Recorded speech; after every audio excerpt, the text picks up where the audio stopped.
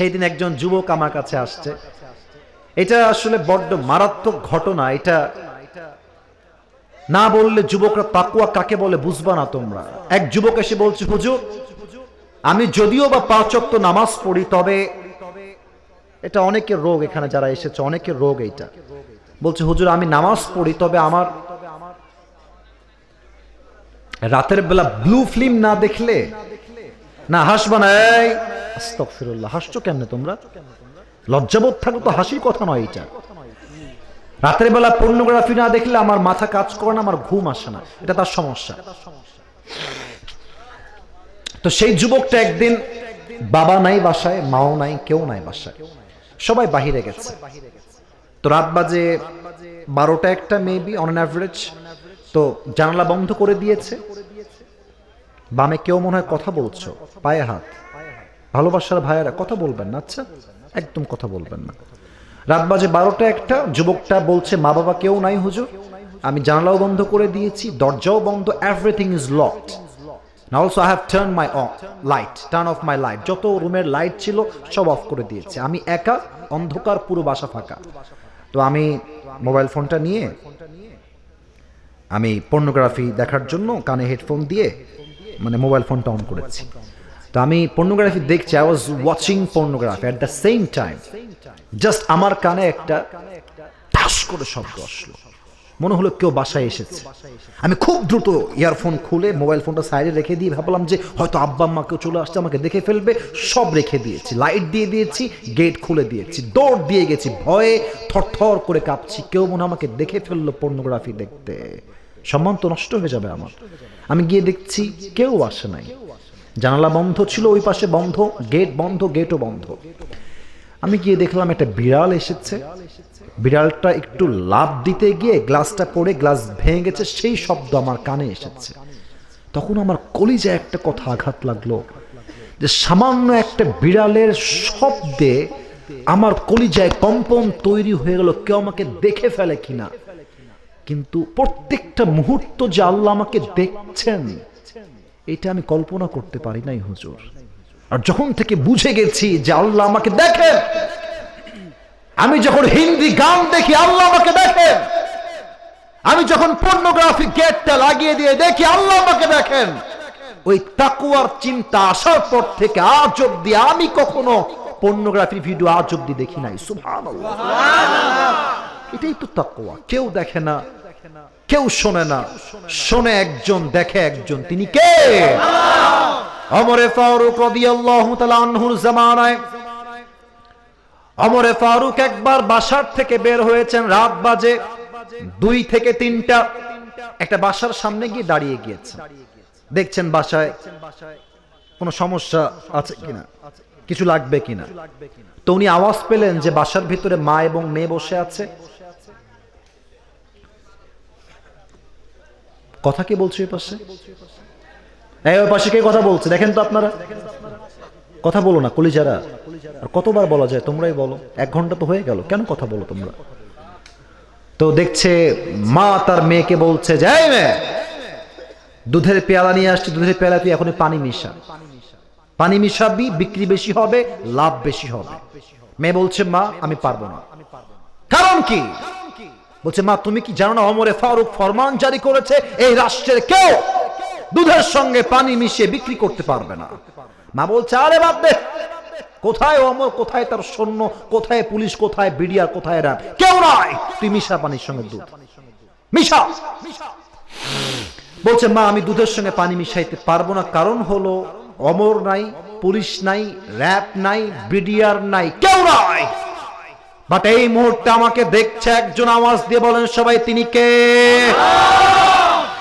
এই কথা শুনে ওমর ফারুক বাহির থেকে থরথর করে কেঁপে উঠেছে। আরে একটা যুবতী মেয়ের মাঝে এই পরিমাণ আল্লাহ ভয়!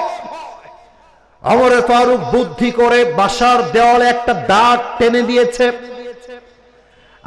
আগামীকাল সকালবেলা সন্তান আব্দুল্লাহ ইবনে ওমরকে ডাক দিয়ে বলছে এদিকে আসো।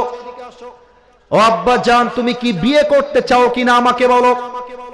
তো ছেলে বলছে আব্বা আমি বিয়ে করতে চাই, তবে পাত্রীকে।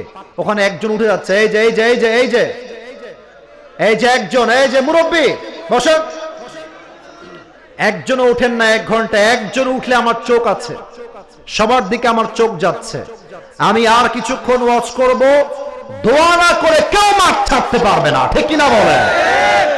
বলছে আব্বা বিয়ে করতে চাই, তবে ছেলে ভেবেছে হয়তো আমার জন্য রাজকুমারী আব্বা দেখে রেখেছে, প্রিন্সেস, রাজার মেয়ে, রাজরানী হবে।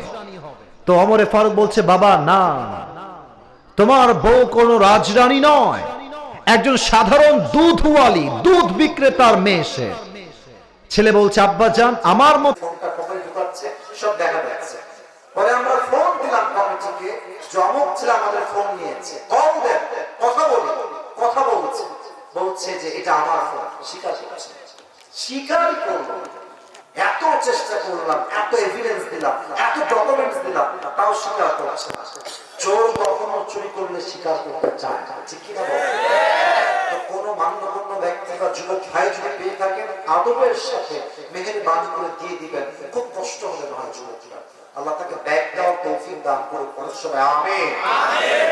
তো দেখবেন যে 3 আগস্টের একটা ভিডিও ফেসবুকে আছে, 3 আগস্ট, যদি মনে চায় বাসায় গিয়ে চেক করে দেখবেন, আমার কথা যদি মিথ্যা হয়। তো দেখবেন যে আমাদের যে মেট্রো রেল ছিল, মেট্রো রেল থাকা আগুন লেগে গেল 3 আগস্ট বা 2 আগস্টে। তো আমাদের যিনি প্রধানমন্ত্রী ছিলেন, নাটক করতে পারত। এই যে দেখেন আমার দিকে, আমি অত পারবো না, আমি দেখতেছি উনি কেউ নাক মুছতেছে আর কাঁপতেছে, বলতেছি মেট্রো রেল ঠিক করতে আমার 300 কোটি টাকা লেগেছে, এটা কি হলো আমার সাথে, এটা তো ঠিক হয় না। আমার মনে ব্যথা লাগলো, আরে বাবা 300 কোটি টাকা, यार ये तो बहुत बड़ा पैसा है।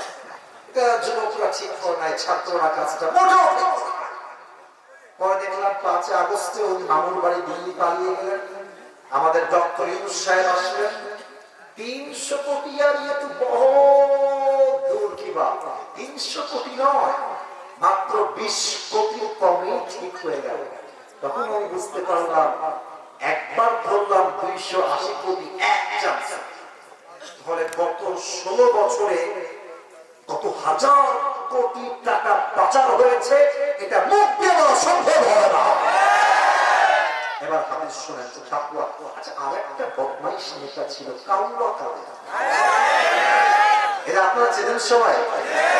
এই যে এমন উধাও হয়েছে, ওরে হারিকেন দিয়েও খুঁজে পাওয়া যায় না। তবে যেখানেই লুকাও তোমরা, সময় আসবে এমন ইন্দুরের কর্তব্য করার জন্য দেখা। আবু বকর রাদিয়াল্লাহু তাআলা আনহু পুরো দেশের প্রধানমন্ত্রী, কোটি কোটি টাকা তার অর্থ সম্পদের ভেতরে আছে রাজ্যের জন্য। ছেলে এসে বলছে আব্বা যান, মায়ের মাধ্যমে বলছে বাবার কাছে বলবো আমরা সবাই মিলে সারি খেতে চাই। সারি আরবের সবচেয়ে দামি খাবারের নাম হলো সারি। তো ছেলে হচ্ছে প্রধানমন্ত্রীর ছেলে আর বাবা হচ্ছে প্রাইম মিনিস্টার। তো বাবা বলছে যে আমি মাফ চাই তোমাদের সবার কাছে, আমার পক্ষে সারি কিনে দেওয়া সম্ভব নয়, আমার কাছে এই টাকাই নাই যে আমি তোমাকে কিনে খাওয়াই। প্রধানমন্ত্রীর ছেলে সারি খাবে, বাপের কাছে টাকা নাই। তো বাপ বের হয়ে গেছে। 2 মাস পরে যখন বাসায় আবার আসছে, দেখছে তার বউ প্লেটে করে সারি নিয়ে আসছে বাবাকে দেওয়ার জন্য। তো আব্বা বলছে আরে সারি কই থেকে আসলো, আমি তো টাকা দেই নাই, আসলো কই থেকে? এবার ওমর ফারুক রাদিয়াল্লাহু তাআলা আনহুর পরে যে আগে যিনি খলিফা ছিলেন আবু বকর রাদিয়াল্লাহু তাআলা আনহু, তার বউ ডাক দিয়ে বলছে আবু বকর, আপনি যে প্রত্যেক মাসে আমাকে হাত খরচের টাকা দেন, ওই টাকা বাঁচিয়ে বাঁচিয়ে আমি আপনার জন্য সারি ক্রয় করেছি, আপনি খান, এটা হালাল টাকার সারি। সারি খেয়েছে, খাওয়ার শেষে মজলিসে শুরা, মেয়র, এমপি, মন্ত্রী, দায়িত্বশীল সবাইকে ডেকে বিশাল বড় একটা মজলিস করেছে।